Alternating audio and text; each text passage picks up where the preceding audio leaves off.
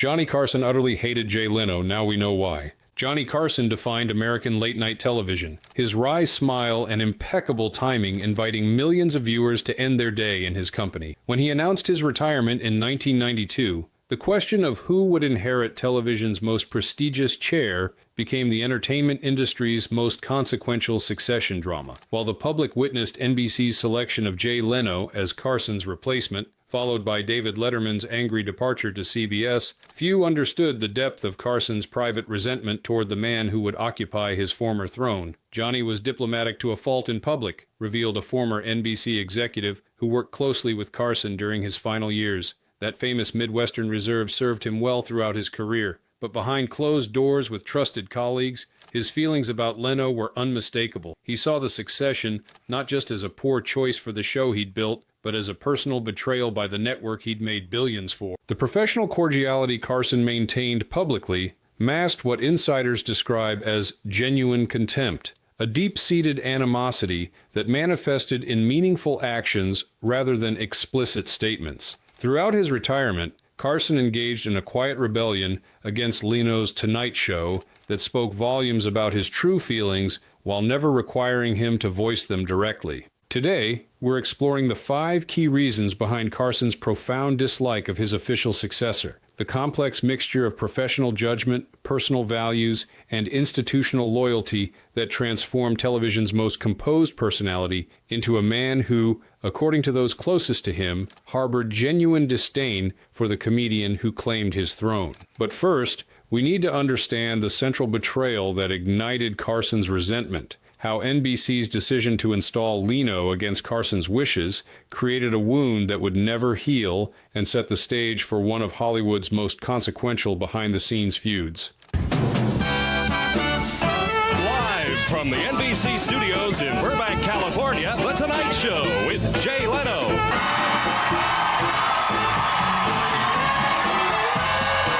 1. The betrayal of the Tonight Show succession. When Johnny Carson announced his retirement, he didn't simply leave a job opening, he created a vacancy on television's most prestigious throne. After 3 decades defining late-night television, Carson had transformed The Tonight Show from a programming slot into an American institution. His preference for who should continue that legacy carried enormous weight, which made NBC's decision to ignore his recommendation all the more stunning. Carson wanted David Letterman to inherit The Tonight Show, confirmed a senior NBC executive involved in the succession discussions. This wasn't a casual preference, it was a clear directive from the man who had built the franchise. Johnny saw in Letterman the same irreverent intellect, the same Midwestern sensibility, and most importantly, the same fundamental understanding of what made late-night television work. Letterman represented continuity of Carson's vision, quirky, smart, and possessing what Carson considered the essential late-night DNA,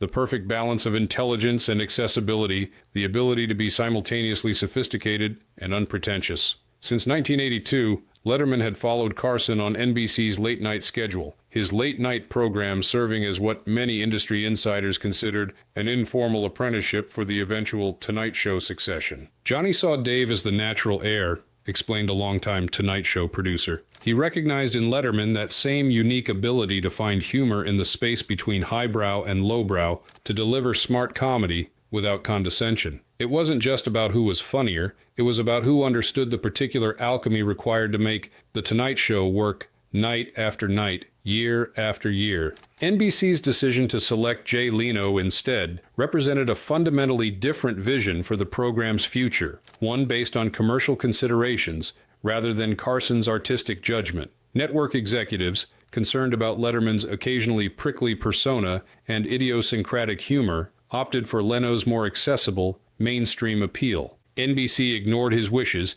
and gave the show to Jay Leno, who they felt was safer and more commercial, noted a network executive involved in the decision. It came down to this fundamental question: do we follow Carson's artistic recommendation, or do we choose the person most likely to maintain ratings and advertising revenue? The business side won, and Johnny never forgave that decision. The succession battle revealed a painful truth to Carson. Despite 3 decades of unparalleled success and loyalty to NBC, his judgment was ultimately less valuable to the network than commercial considerations. This corporate calculation felt like a personal betrayal to a man who had devoted his professional life to building The Tonight Show into television's most prestigious franchise. Carson quietly stopped speaking with Leno after it happened, revealed a close associate of Carson's. It wasn't a dramatic confrontation. That wasn't Johnny's style. He simply withdrew, maintaining public politeness while privately severing any meaningful connection. Leno sent messages, called his office, tried to establish a mentorship relationship similar to what Carson had with previous Tonight Show talent, but Johnny wasn't having it. The door was closed. What made this betrayal particularly painful for Carson was its contrast with the rest of his NBC experience. For decades, the network had deferred to his judgment on matters related to The Tonight Show. When that deference vanished at the most consequential moment, the selection of his successor, Carson experienced it as the ultimate repudiation of his 3-decade contribution to the network's success. Johnny took it personally, explained a friend who spoke with Carson during this period. He'd given NBC 30 years of ratings dominance, cultural relevance, and advertising revenue. In return, he expected his final professional request that Letterman succeed him to be honored. When it wasn't, something fundamental broke in his relationship with both the network and, by extension, with Leno, who benefited from what Carson viewed as an institutional betrayal. How you doing? How do you Very manage good. to get all this stuff in? Oh, just run around the country, that's all. Yeah. You know, tell joke, get check. Keep moving. Get checked. Tell joke, get check. Keep moving. 2. Leno's backstage politics. Beyond the succession decision itself, Carson found himself deeply disturbed by the tactics employed by Leno's camp during the battle for The Tonight Show. Methods that violated Carson's deeply held beliefs about professional conduct and the proper way to advance in television. Leno's manager, Helen Kushnick, was notorious for cutthroat tactics, explained an NBC executive who witnessed the succession battle firsthand. She orchestrated a campaign that combined aggressive lobbying of network executives, strategic leaks to entertainment journalists, and what many considered underhanded maneuvers to position Leno as the inevitable choice while undermining Letterman's candidacy. Kushnick's approach represented everything Carson had avoided throughout his career. Where Carson believed in advancing through talent and professionalism, Kushnick employed pressure tactics and media manipulation. She reportedly threatened that Leno would leave NBC entirely if not given The Tonight Show,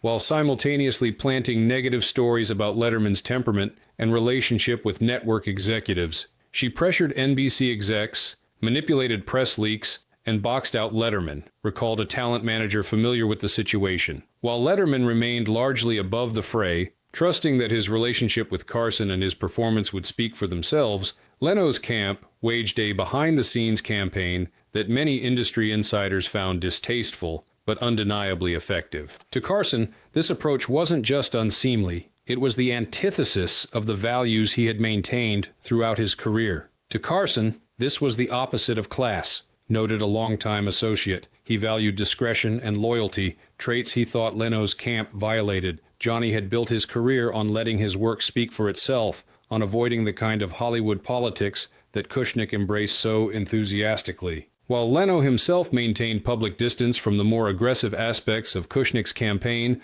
Carson reportedly held him ultimately responsible for his manager's actions. In Carson's view, allowing such tactics to be employed on his behalf reflected poorly on Leno's character and professional standards. Johnny had this saying, "You're responsible for the people who represent you," revealed a friend who discussed the succession battle with Carson. He believed Leno couldn't claim ignorance of Kushnick's methods, and that accepting the benefits of those methods while maintaining plausible deniability showed a lack of integrity that Carson found particularly distasteful. The backstage politics became even more contentious once Leno took over The Tonight Show. Kushnick, now working as the program's executive producer, implemented policies that further alienated Carson and confirmed his worst impressions of the new regime. Most notoriously, she reportedly instituted a blacklist of celebrities who appeared on competing late-night shows, a practice so controversial that it contributed to her firing just months into Leno's tenure. Even after Kushnick was gone, the damage to Carson's perception of Leno was permanent, explained an industry insider familiar with both men. Johnny saw the initial tactics used to secure the show, followed by the strong-arm methods employed during its early months under Leno, as confirmation that the succession represented not just a change in host, but a fundamental shift away from the professional values he had established for The Tonight Show. This perception that Leno had obtained television's most prestigious position through backstage maneuvering rather than merit created a permanent taint in Carson's view, a sense that the throne had not been properly earned, but rather secured through tactics that diminished both Leno and the institution Carson had spent decades building. That's the thing, those are the kind of airlines that when they do crash, you only hear about it on cable. You know what I mean? 3. The difference in comedy style. Beyond the politics of succession and the tactics employed during the transition, Carson harbored fundamental reservations about Leno's comedic approach, concerns that reflected deeper judgments about the artistic direction of the franchise he had defined for 3 decades. Carson was about wit, timing, and charm, an effortless, almost regal style, explained a longtime Tonight Show writer who worked with Carson during his final years. He elevated the monologue to an art form, finding the perfect turn of phrase, the ideal rhythm, the most elegant construction for each joke. Even when the material was topical or political, there was a certain sophistication in the delivery that made it feel timeless. Leno's comedy represented a markedly different approach, broader, more accessible, and designed to generate immediate laughter rather than the mixture of amusement and appreciation that characterized Carson's best work. Leno leaned into middle America, broad, observational jokes, noted a comedy writer who worked in late night during this transition period. His signature became the easily digestible punchline, the relatable observation, the headline-driven joke that connected immediately, but perhaps lacked the layered wit that Carson had specialized in. For Carson, these stylistic differences weren't merely matters of personal taste, but reflected deeper concerns about the artistic direction of The Tonight Show under Leno's stewardship. According to those who spoke with Carson during his retirement, he found Leno's approach too simplistic, too eager to please, and ultimately too willing to sacrifice sophistication for accessibility. Carson felt Leno lacked depth and originality compared to Letterman, revealed a producer who maintained contact with Carson after his retirement. He would watch both shows occasionally, and the contrast only reinforced his original judgment. Where Letterman took creative risks and developed unique comedy formats, Leno relied on familiar structures and broad appeal. Johnny saw one man pushing the form forward and another man playing it safe. This assessment of Leno's comedy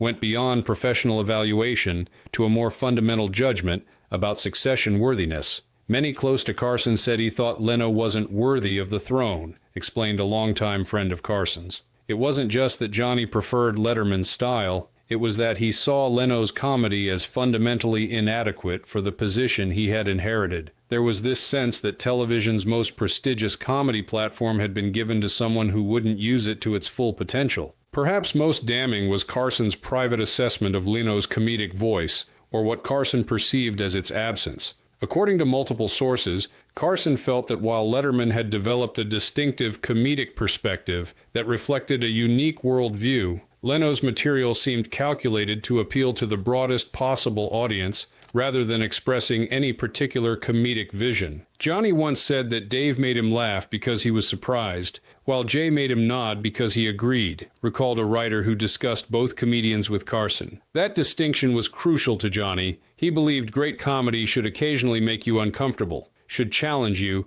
should come from a distinct perspective. He found Leno's approach too eager to please, too focused on broad appeal rather than comedic truth. This artistic assessment colored Carson's view of the succession beyond the political machinations that had secured Leno the position. It created a permanent sense that beyond the procedural betrayal of ignoring his recommendation, NBC had committed a more profound artistic misjudgment, placing television's comedy crown on what Carson considered the wrong head. You must promise me, because we haven't talked since this really took place. When you start doing this, and you get an offer, and you're going to split, call me. Yeah. 4. The silent rebellion. Rather than voicing his disapproval of Leno publicly, Carson engaged in a form of silent rebellion that industry insiders recognized as a profound statement about his true feelings, a series of meaningful actions that communicated his preferences without requiring explicit statements. After retirement, Carson sent monologue jokes, but only to Letterman, not Leno. confirmed a staff writer who worked on Letterman's CBS show during this period. This wasn't just a casual favor for an old friend, it was a deliberate and symbolic act. Carson, who had defined the late-night monologue for 3 decades, was literally providing material to help Letterman compete against his own successor. This behind-the-scenes assistance remained largely unknown to the public until Letterman himself revealed it during a tribute following Carson's death in 2005. The disclosure confirmed what industry insiders had long suspected. Carson had made a clear choice between the two men vying to continue his legacy, and that choice was emphatically not the man sitting behind his former desk. This was a symbolic snub. Carson gave Letterman his blessing in public view, explained a television critic who followed the late-night wars closely. When Letterman revealed that Carson had been secretly contributing jokes, it changed the entire narrative of Succession. Suddenly, it was clear that despite NBC's official decision, Carson himself had anointed Letterman as his true heir. Beyond contributing material to Letterman's show, Carson made his preference clear through another meaningful choice. His only post-retirement appearance on a late-night program was on Letterman's CBS show rather than Leno's Tonight Show. This decision represented the clearest possible statement of Carson's true feelings without requiring him to explicitly criticize Leno or NBC. It showed that his disdain for Leno was personal and permanent, noted a television executive familiar with all 3 men. Carson wasn't someone who made impulsive decisions or held temporary grudges. His choice to appear with Letterman while never once returning to The Tonight Show under Leno's tenure was deliberate and final, a clear message to the industry about where his loyalty and approval actually resided. What made Carson's silent rebellion particularly effective was its contrast with his public persona. Throughout his career, Carson had maintained a carefully constructed image of affability and diplomacy, rarely expressing negative opinions about colleagues and generally avoiding industry conflicts. This made his subtle but unmistakable rejection of Leno all the more significant, a rare instance where television's most controlled personality allowed his true feelings to become discernible through actions rather than words. Johnny never had to say he disapproved of Leno, explained a longtime associate. He simply directed his support, his material, and his rare post-retirement television appearance to Leno's direct competitor. In the insular world of television, these choices spoke volumes. Everyone in the industry understood exactly what Carson was communicating without him having to say a single critical word. This approach, expressing disapproval through meaningful absence rather than direct criticism, perfectly reflected Carson's character. It allowed him to maintain his public dignity and professional reputation while still making his true feelings unmistakably clear to those who understood the significance of his choices. Big plans coming up for the show, and are you working on things? Yeah, I wanted to see about, you were going to give me some jokes? How do I handle that? I was going to give you some jokes. 5. The personal element. Beyond the professional judgments and institutional loyalties at play, in Carson's dislike of Leno lay a deeper, more personal dimension, one that revealed fundamental aspects of Carson's character and value system that had remained largely hidden from the viewing public during his 3 decades on air. Carson hated disloyalty more than anything, explained a close friend who knew Carson for decades. This wasn't just a professional principle, it was a core personal value